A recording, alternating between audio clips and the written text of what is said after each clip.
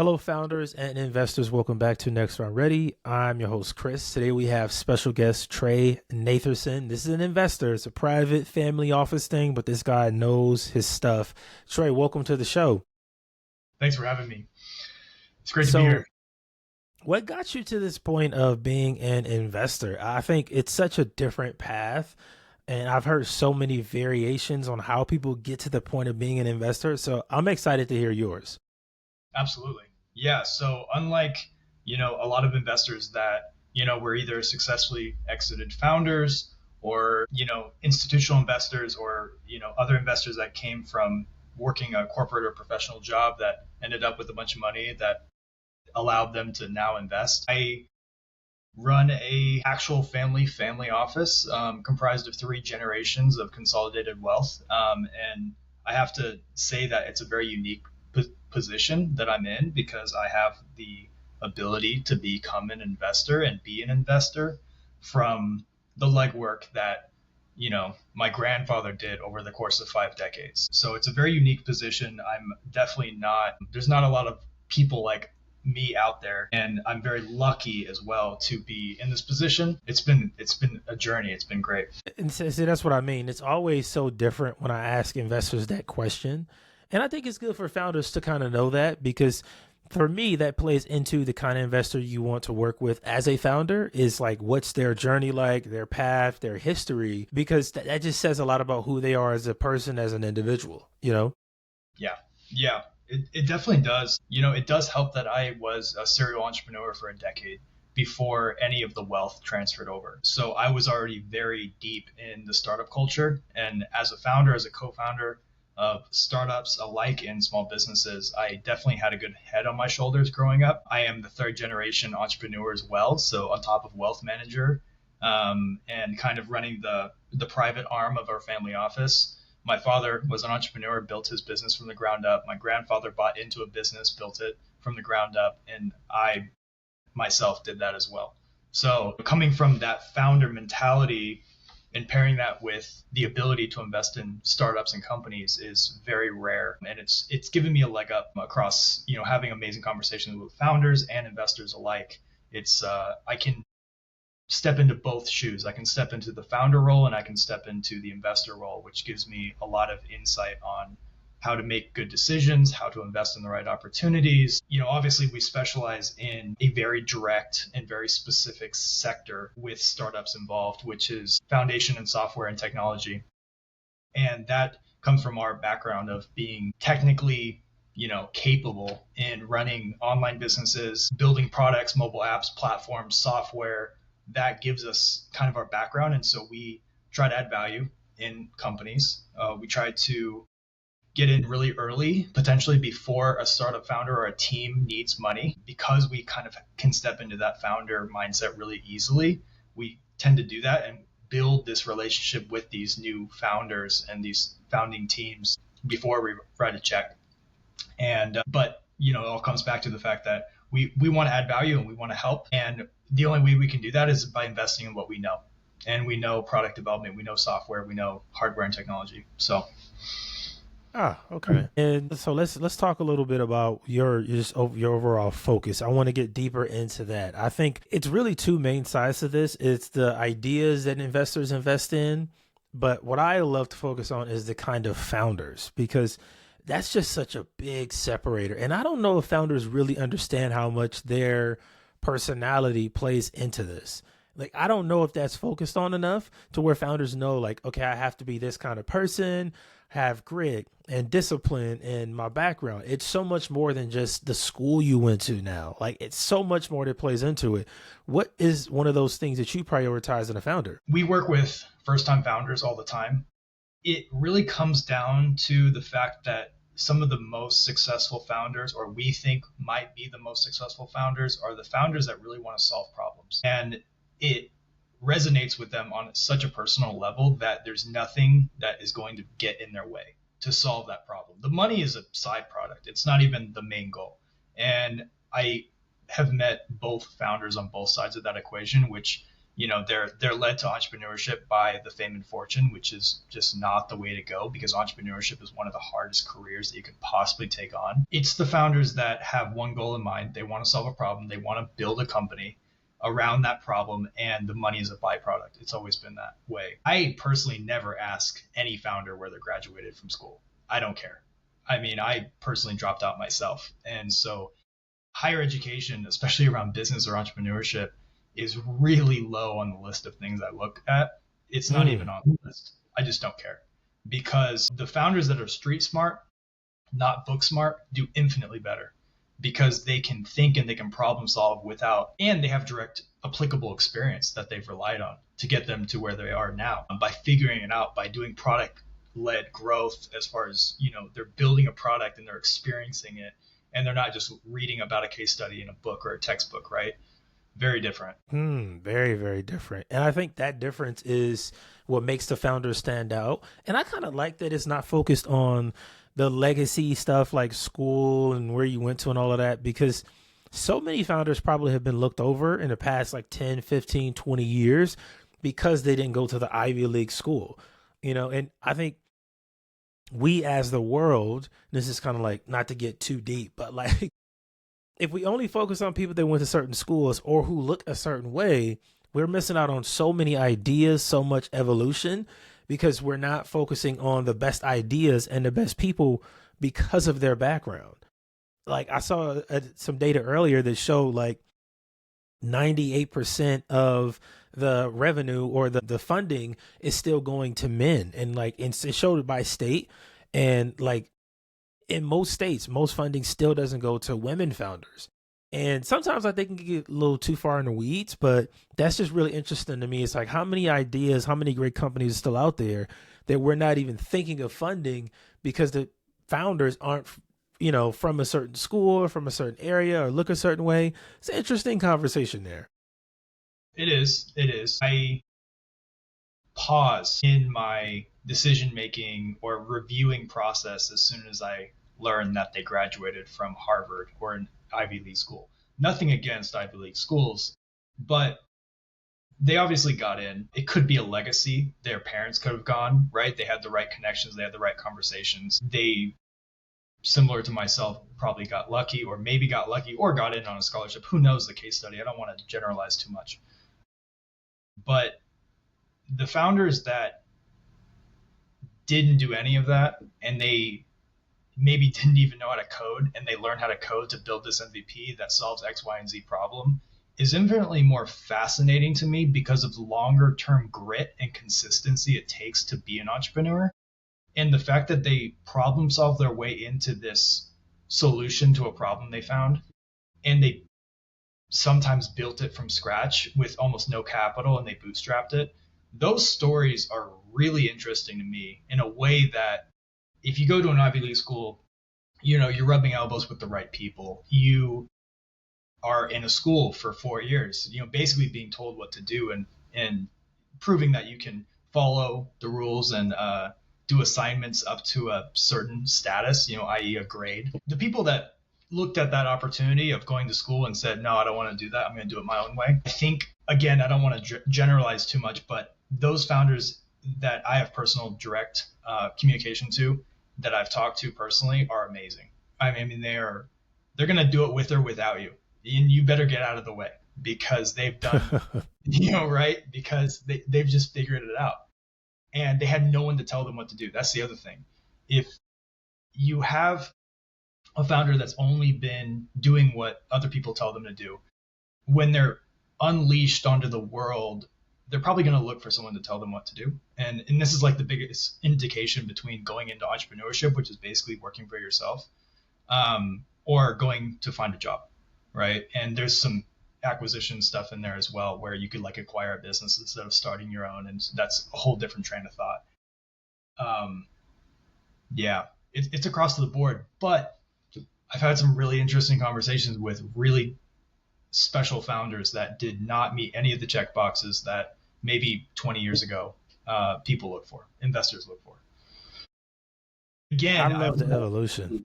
Yeah, I want to preface also that I'm next gen. So, my ideas might be completely different than an investor that's been doing this for 20 years. And I just want to preface that a little bit because I am 100% next gen. I look for things very differently than institutional investors do. And, I also have the founder aspect of myself too. So I don't look at things as an investor necessarily. I look at things as a founder, and then I figure out what they're trying to build, how they want to make it work, and then approach what they're doing based on the pre-qualifying features of who they are as a person and a founder, and whether I think that they can stick with it for 5 to 7 years to make it a good business or an exit opportunity for an investor. So let me ask you this. What's, with you being next gen as an investor, what are some of the things that will scare you about a founder? Like if they say a certain thing or if they behave a certain way, this just kind of scares you off. Or do you have some of those things in mind that like as soon as you see it, you go the other way? Uncoachable, unhumble, lack of humility is a big one. Knowing what you know is one thing, bragging about what you know is another thing. And this doesn't happen too much, at least in the circles that I'm in, because I value humility and character more than anything else. And so I don't surround myself with people that have a huge ego or are just kind of a-holes. I just don't do that. So my deal flow is really great because every founder that I've talked to, with occasion to a couple, are very humble, very coachable, and they just want to learn. And those are the best conversations I've had, right? Again, I'm going after what I do want because I focus on that more than what maybe scares me off. As an investor, and these are some of the things that I've heard from other investors that have been exposed to the later stages of companies. When they meet a new founder, if the founder says, I want an IPO, potentially a red flag, because the amount of startups that actually IPO is very low. Tiny. Tiny, right? And so, it's good to have goals and aspirations as a founder. It's just really important to double check that.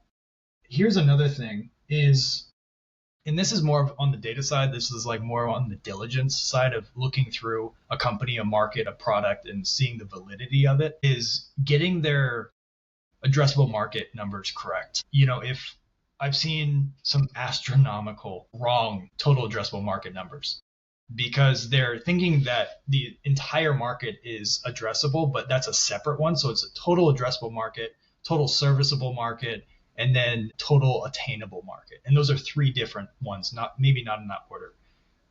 Those numbers are really important to give an investor a good idea of how big the market is. But on the founder side, it really requires a lot of research because, if you're going after the automotive industry and, you might find that the total automotive industry is trillions, but you're not going to take a piece of that because it encompasses everything, the entire supply chain from top to bottom. Like that's what the total market is.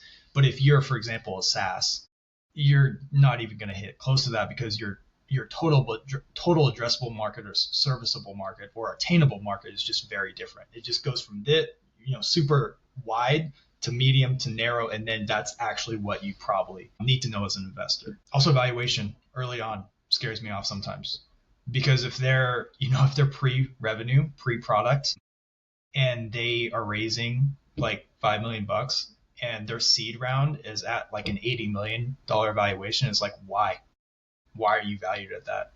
And I know other investors as well that are very scared of that number because, for one, your money doesn't go as far.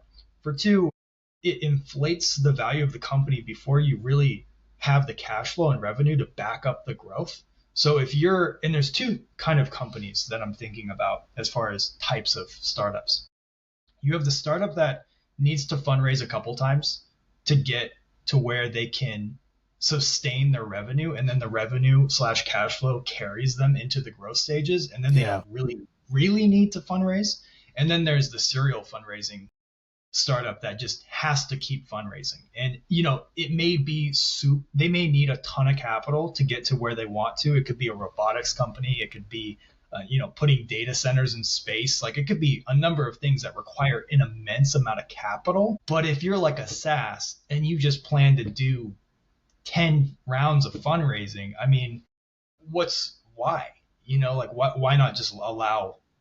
And again, if you're a first time founder, you wouldn't know that. Yeah. And you won't, have that kind of insight, and that's why you have to be coachable, like you said earlier. And I get the IPO one and why that's so scary, because it's like if you talk to a founder early on, knowing that one out of 100 companies, if that, goes to IPO, and they're already thinking about that, you're like, your mind isn't in the right spot very No. early on. Yeah, especially if they're planning on IPOing before they even have proof of market fit. So here's the two other ones: proof of market fit and validation of their market. So if they have this, and this goes along with the valuation aspect of things, if they're barely in the market or not even in the market, but even if they like don't even have a product launched yet, but they don't have a wait list, they don't have any indication that their ideal target customers wants to use this and wants to pay for this specifically, that's a huge problem, especially with the valuation. So if you have a massive valuation and you haven't even tested the validation of what you're trying to do in the market by getting the first customer or 100 customers or 1,000 customers engaged with this company, that's a problem. Red flag, 100%. Specifically, when we put money in, we also look for proof of market fit, regardless of valuation or the vehicle in which they're fundraising on or any of that. We look at like, what have you done in the market? You know, even if you're not even launched in the market as far as your product, what green flags have you seen that validate that what you're trying to solve is actually needed in the market? Like, you know, how many customers do you have? Do you have waitlist people? You know, do you have 10,000 people on a waitlist somewhere ready for your product that, hey, you already talked to half of them. You and the founder and the customer have talked and you got insight and they want to, you know, shut up and take my credit card kind of situation. That's super important. And obviously in the earlier stages of where we get in, they don't always have that. And so part of our advisory job is helping them obtain that, even if they don't really know how to do that. So we kind of give them pointers like, hey, chances are you could probably fundraise the next round. But if you get this metric and this metric and this metric, and then you have proof of market fit within this demographic, chances are you're going to have a lot easier of a time getting this round filled. Man, that makes so much sense. Yeah. I try to tell founders before you chase fundraising, even if you're pre-seed, have some type of traction, something. If it's a wait list, if it is a beta program, like one of the founders I'm talking to now, I'm working with, he has 2 customers, but it's only 2 customers, but he's already made near 50 grand from his product. That's a really good signal to an investor versus you coming in like, hey, I got this idea. Sounds really good. Like you want to have something that is undeniable, you know, and I don't think enough founders prioritize that really, really early on. And this is just my opinion after talking to so many investors. It's like, if you have some type of numbers you can lean on, that's better than nothing. That's way better than just an idea. Here's another big one that um, makes me face palm every time I hear it, because I hear it a lot. They have this idea and it's a software or a hardware device or whatever it is, and they build it and they spend the money to build it. And this is like 100% a first time founder mistake. They build it, or a second time, honestly. Like founders fall into this trap all the time. They get obsessed with the process of building stuff and they don't rely as much as they should on testing it and getting the validation for it. So my advice for any new founder that has an idea is, before you sink any money into it, before you build anything, before you come up with even a logo, talk to like 100 people about it and just honestly share the word of it and feedback early. And here's the best way to do it, honestly, if they're looking for really candid feedback, and this is something that I use myself. There's this book that's like how to ask your mom what she really thinks. And it's basically because your mom doesn't want to hurt your feelings. Other people in your network are going to tell you what they think you want to hear, so they don't hurt your feelings, because humans don't like that kind of conflict. So what you should do instead is say, hey, I got a buddy who wants to build X, Y, and Z in this space. What do you think? And so instead of you putting the burden of them having to tell the truth on yourself, you put it on your friend. So they'll just give you their candid opinion, which is Yes. what you need. You need some real life opinions that are not sugar coated. And even if you're building it yourself or you want to build it, the burden is on your friend, which they don't know. So they have no reason to lie to you, right? And you can do that with other people as well and other attributes, but that's the best way to get candid feedback. And for everybody listening out there, that book is called The Mom Test. Yes, If you're trying to get customer feedback, it is the way to go, because yes, people don't want to tell you the truth, or they try to act like they don't have time. I think what's helped me a lot, even with this thing I'm doing now, is I talk to as many people as I can, and I make it a personal goal to talk to at least 3 people a day and try to get that direct feedback, because I find that if you can get rejected faster, you can make progress faster. If the idea sucks, faster. Like, I don't want to wait 6 months to know if this is good or not. I want to know now. I like to move really, really absurdly quick with everything that I do, so I can either fail fast or succeed faster. Like, if I'm gonna fail or succeed, let's do it in a day versus a week. Oh yeah. It's just better. Here's the thing. Here's an amazing thing you just brought up is, I think too many founders come into this thing where they timeline out their process, and they're say, okay, we need validation within 6 months. No. You need validation within a week. Just basically condense the 6 months into 1 week and just do it faster. Because, and this goes on to another point that I was just thinking about, which is, don't be too scared about shopping the idea to people in your network, because the amount of time and energy that has to go into building a company, not the product, the company, 99% of your network is not going to either want to do it, or maybe they think they can do it and end up in the exact same situation you are, which is validating the idea in the first place. And so, I always tell this to some people, and I had this when I was running a software development company. I was like, hey, I'll sign your NDA, but I'll be really honest with you. We could build anything we want in-house, but the amount of time and energy it takes to actually build this into a company is not worth our time. And we'd rather do other things. So I'll sign your NDA. You can tell me about your project, I'll sign whatever, but we're not going to do it. There's just way too much time and effort to build it and make it an actual company, not just build the MVP. So build it. Again, founders, don't worry about shopping it around. It doesn't matter. That's a fear that I had too, to be honest. Even with this show, because I was thinking, man, if I do this, then everybody else is going to do it. What they do it. And I realized that if I'm doing it, but I'm at a high level and I'm like dedicated and just like super locked in, you can try to replicate the process, but can you do exactly what I'm doing? Not really. Like, it'd be really hard. It'd be really hard to catch up. Yeah, and not in the same way that you do it.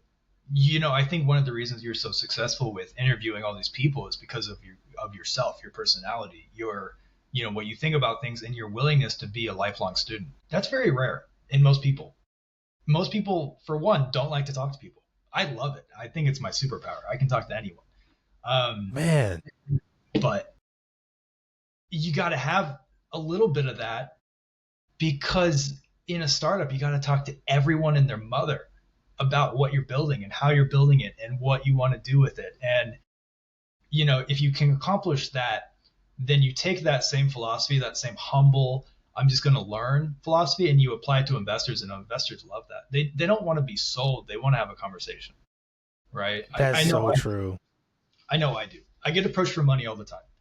The best founder conversations that I've had, specifically cold DMs, are, hey, Trey, thanks for the connection on LinkedIn. I'm building this in this industry. I want to ask you some questions. Okay, sure. I'll jump on that call. Fine. And then and for one, it does two things. It's like, it validates that it's something that I'm interested in investing in. If it wasn't, then I would say, hey, thanks for reaching out. No, we don't invest in that sector. It doesn't flood my inbox because I'm not reading 10 paragraphs about your company before I even know what sector you're in, because we just don't touch certain sectors. And it treats me like a human being, because I am a human being. And it treats me as an equal, and it doesn't put me on a pedestal.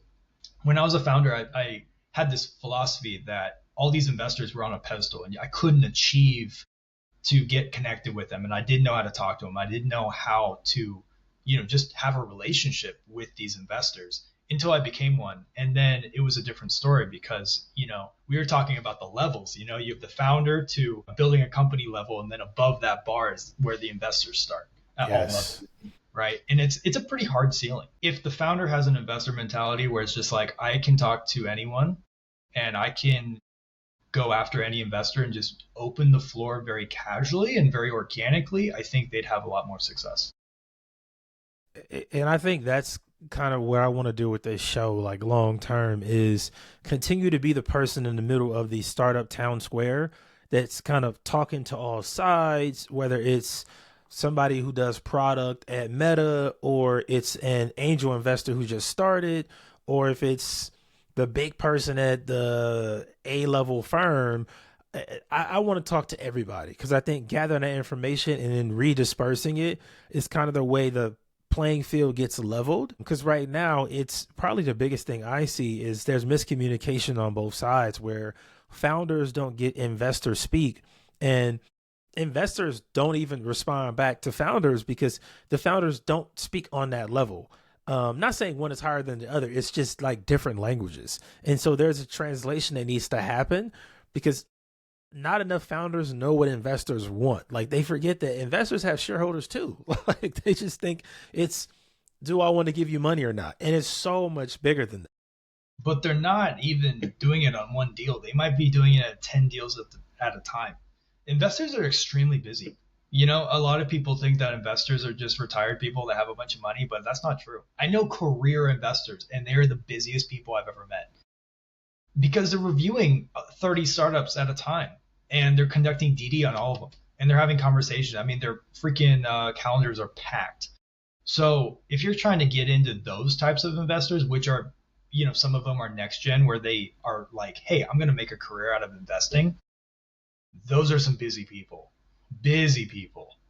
And so food for thought for founders. You know, I think a lot of it also is being paired with the right investor from the founder side of you. You know, values, background, similarities, not just with, you know, the investor invests in this and the startup is a company that is like that. No, like deeper than that. Like,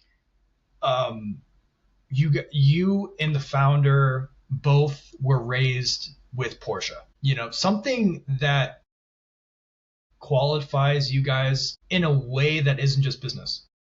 Some of the Yes. best portfolio companies we have are, I mean, I wouldn't call them friends, but I could have a beer with them, right? And just chill because they're the people that I've invested in, that our family office has invested in, are really great people.